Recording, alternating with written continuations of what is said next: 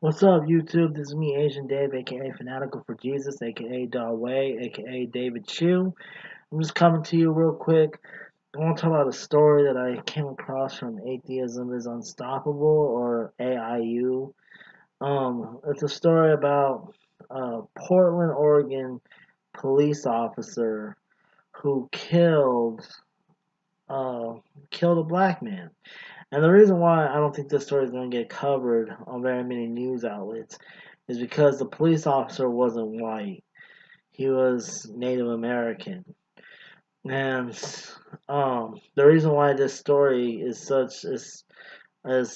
dear to me is because the black man was he suffered from paranoid schizophrenia.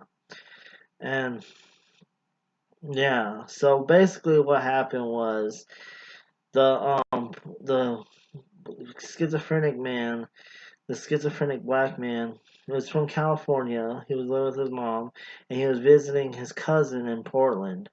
And he left his cousin's house. I forgot what time, but he wandered to another part of the city where he ended up on the front doorstep of of a random person. And this person asked him what he wanted, and um the schizophrenic man said that people were after him, and like he was obviously paranoid. But then the guy or the person let let the schizophrenic man into his house to get something to eat and gave him something to drink, and then gave him $10 so he can catch the bus or the train or whatever. Um, and the schizophrenic man ended up falling asleep on his front porch. So the guy called the police, and the police came in. They woke the schizophrenic man up. He ran back inside the person's house, and he yeah, he ran inside the person's house, and he got into a scuffle with the police officer, who then tased him. Like he tased him, and the schizophrenic man fell to the ground, and then he got back up, and then he grabbed a knife. Oh, another thing that the schizophrenic man was, he was legally blind, so he was still able to see, but he grabbed a knife and was walking towards a police officer, who then shot him 3 times. And he had called the ambulance in, and he was pronounced dead. Now, like, do I think the police officer did anything wrong? No, I don't. Like, he was in a situation where, like, his life was in danger, like, his life was at risk, and the black man came at him with a knife.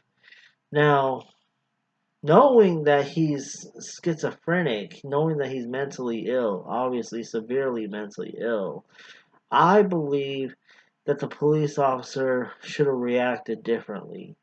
Because, like, I mean, because of the very fact that the schizophrenic man was so severely mentally ill. I mean, he was obviously out of his flippant mind. But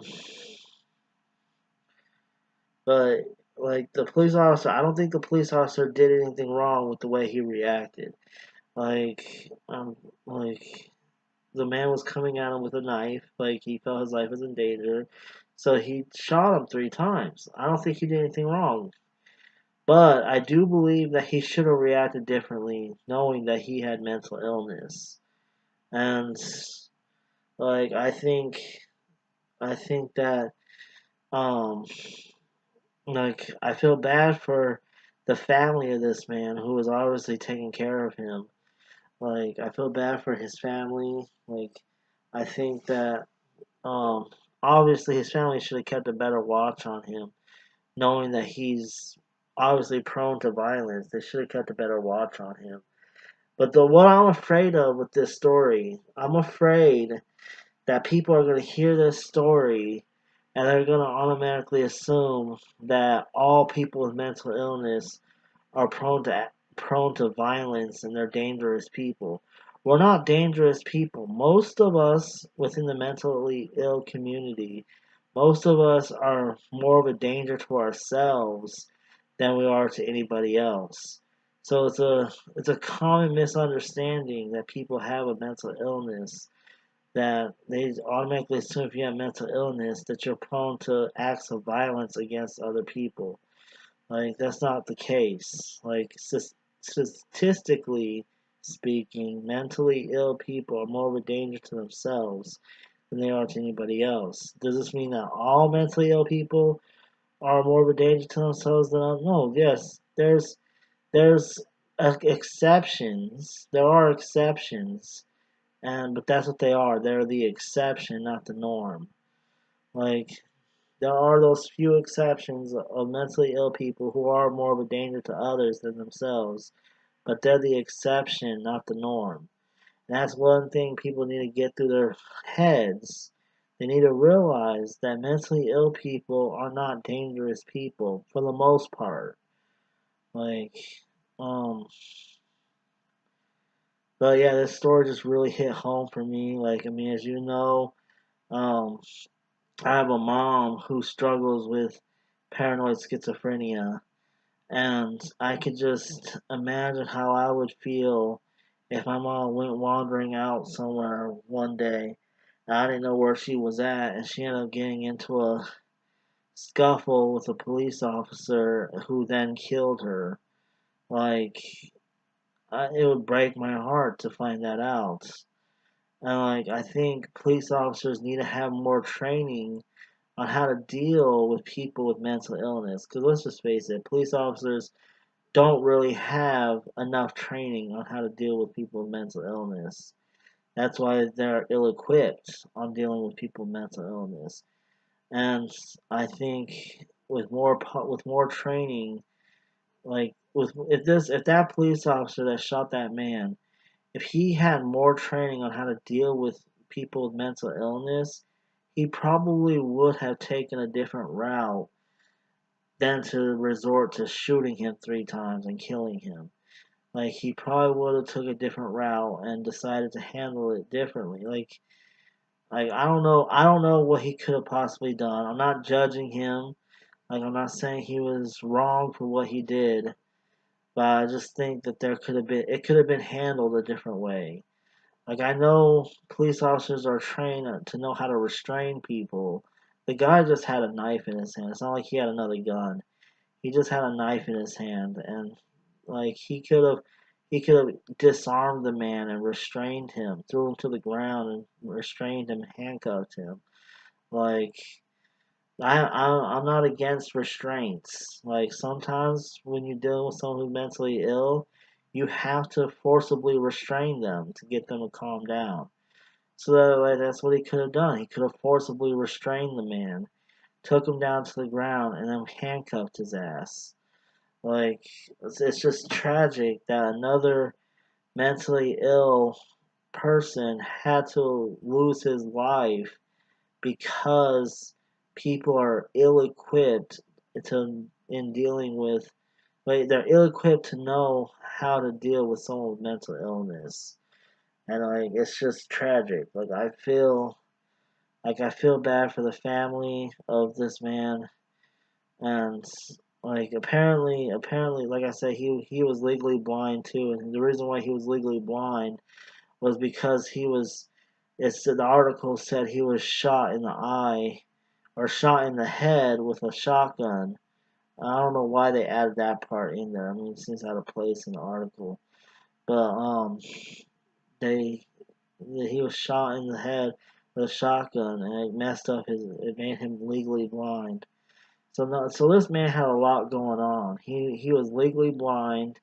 He was paranoid schizophrenic, and and so you're telling me the police officer didn't know how he could possibly restrain the man who was legally blind and was mentally deranged. Like, I am pretty sure the police officer could have handled the situation differently than he did. Like, I mean, but like I said, I'm not judging him. Like, I think he handled it the best way he knew how. and that was to shoot him 3 times. He handled it the best way he knew how. Like, and this is just more evidence why we need more education on mental illness in the police force. Actually, we need more education on mental illness everywhere, in the schools, everywhere. Everybody needs to be more educated on mental illness. And like, and until that happens, like, the mentally ill are still are going to continue to get mistreated. They're going to continue to um like yeah, they're going to continue to get mistreated and by people. Like, mentally ill people get mistreated all the time. Like, I know because I'm mentally ill and I get mistreated. Like, I get mistreated all the time. Like, people talk to me, the way people talk to me, they talk to me like um differently than they talk to other people. And I notice it, like, and I call it out when I notice it. Like, um, but the thing is, like, the mentally ill, we just want to be treated just like everybody else. That's all. That's all. We just want to be treated just like everybody else.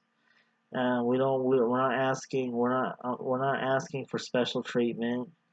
We just want to be treated just like how you would treat any of your other friends or family members.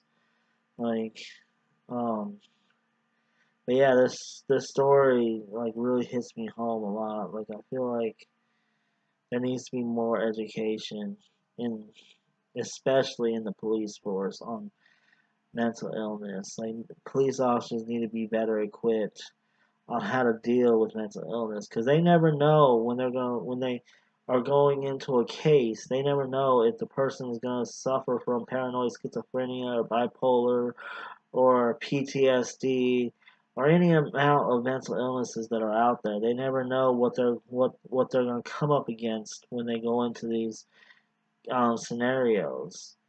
So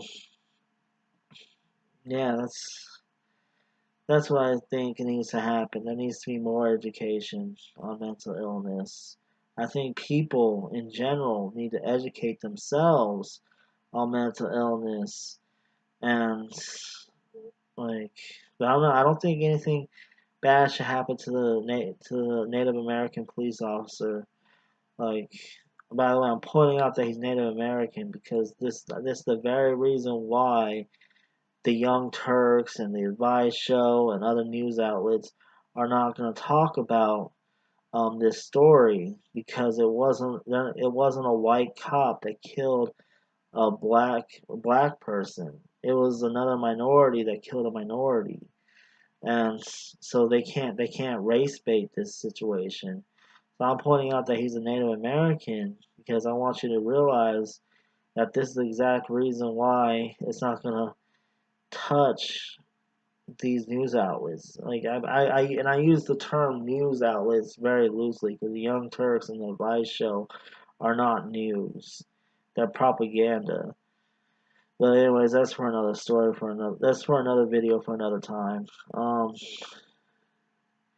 Yeah, that's all I have to say about this story. Like, it breaks my heart that another person's mental illness had to lose his life. Like, it breaks my heart anytime I see someone with mental illness that's homeless or that's losing their life or anything like that. Like, it just breaks my heart. Like, when I see someone with mental illness who has to suffer. Like, if I had the money, I would open up homes for the mentally ill, like that they can move into and live and be taken care of, like, for very cheap rent. Like, I wouldn't charge them. Like, I noticed, like, a lot of the group homes out here in Ohio that I try to get into, they're asking for like $1,100 a month, and I'm like, how the hell am I supposed to come up with that kind of money? But um, I think that's ridiculous that they're profiting majorly, like, they're profiting big time off of the mentally ill. So if I had the money, I would open up homes for the mentally ill, but I wouldn't charge them extravagant amounts of money for them to live there. I'll charge them really cheap, affordable rent that they can afford. But that's for another video for another time. I keep going off topic because I guess I'm pretty much done talking about this story. Let me know what you guys think in the comment section below. And as always, don't forget to rate and subscribe. Alright, have a good day. God bless you. And deuces.